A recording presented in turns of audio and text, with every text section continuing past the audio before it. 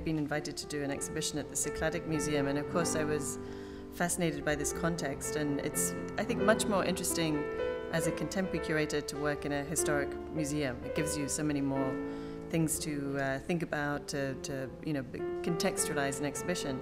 And I've been coming to Greece quite a bit, and I knew a little bit about artists who'd been here, in particular Martin Kippenberger, who is an artist whose retrospective I curated at Tate. And I became very interested in this idea of Greece as a place that artists visit, that was part of what used to be known as the Grand Tour, which began even in the 18th century, but became something that was really the beginning of cultural tourism, or even tourism per se, actually.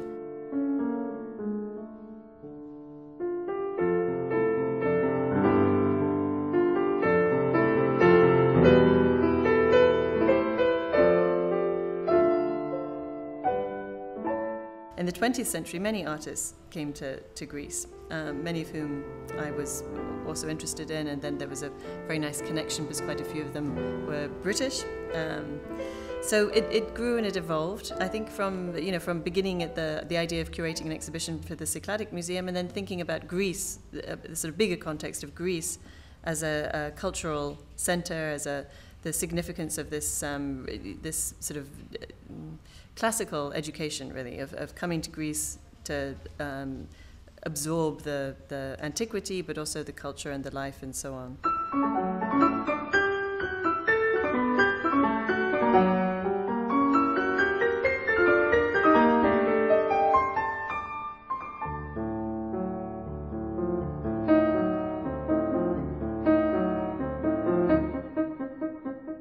Well, there are about 17 artists and over 40 works.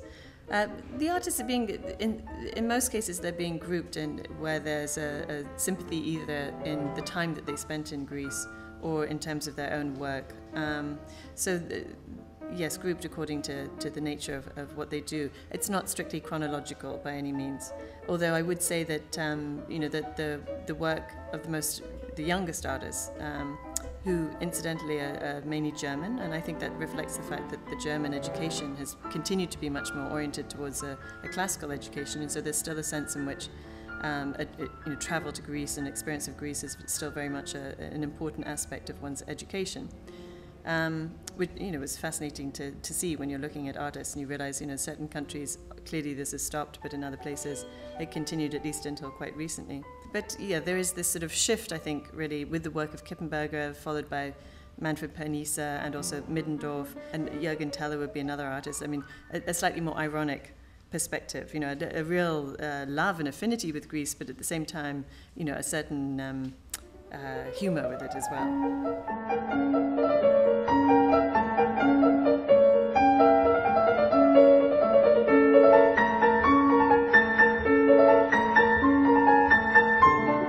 I think overall it's very, very hard to draw conclusions. There are very many different paths, but I think also the artist's attraction and interest in Greece is very various. So that I think the works really range. The tradition of coming to Greece and performing something like the Grand Tour for most artists has come to an end. It's no longer any continuity in terms of a classical education. And what started to interest me was, what does this mean? What will this mean in decades to come when we look back at art that no longer has this relationship to a particular path of thinking, of learning, of educating oneself? It's not necessarily a bad thing, but it's a change, definitely.